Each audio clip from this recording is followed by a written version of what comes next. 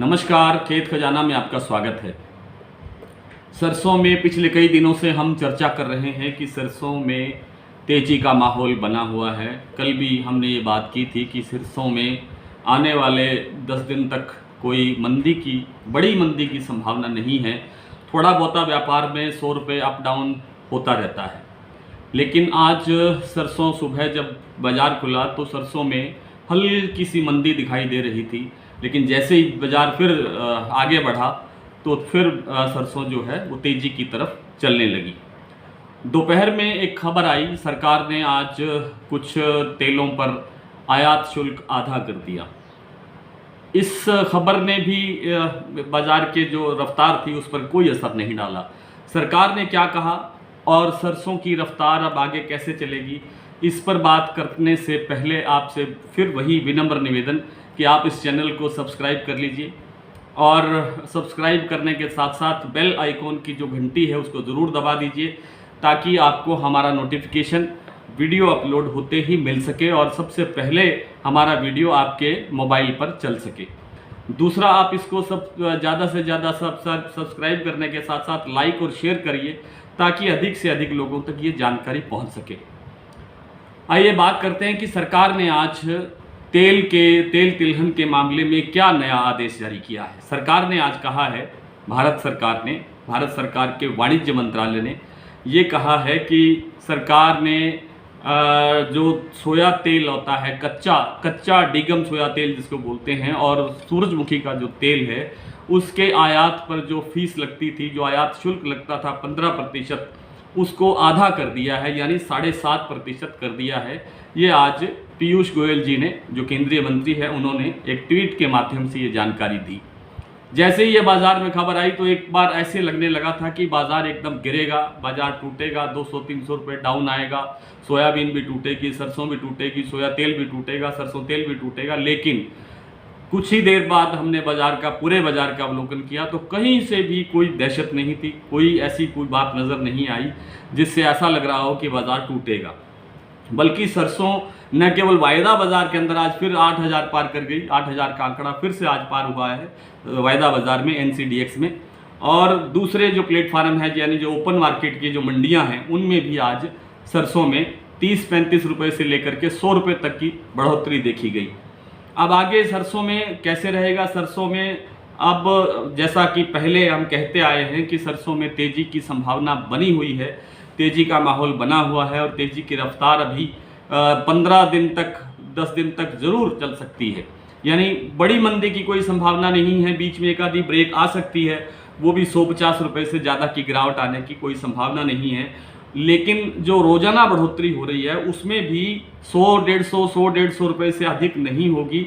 ये उठापटक ऐसे ही चलेगी और जो कुल मिलाकर के जो ट्रेंड है सरसों का वो पॉजिटिव रहेगा, वो तेज़ी की तरफ ही रहेगा। सबसे बड़े जो कारण हैं वो कई बार आपसे डिस्कस हो चुके हैं, कई बार आपके समक्ष रख चुका हूं कि सरसों का जो फंडामेंटल है वो बहुत मजबूत है, क्योंकि फसल आने में अभी भी बहुत टाइम है। सरसों के तेल में मिलावट पूरी तरह प्रतिबंधित है। हालांकि बहुत सी जगहों से ऐसी शिकायतें आ रही हैं कि सरसों के तेल में मिलावट करके बेचा जा रहा है। देखिए सर, हर तरह के लोग हैं, सब तरह का काम होता है बाज़ार में, लेकिन फिर भी सरकार के इस आदेश का बहुत बड़े लेवल पर असर तो है ही। बाज़ार पर इसका असर देखने को मिल रहा है कि सरकार ने इसको प्रतिबंधित किया है कि सरसों के तेल में किसी प्रकार का सम्मिश्रण नहीं होगा। उसी के कारण से सरसों के तेल की में जो बढ़त देखी जा रही है, आज फिर 5 से 10 रुपये सरसों का तेल 10 लीटर के उसमें बढ़ा है।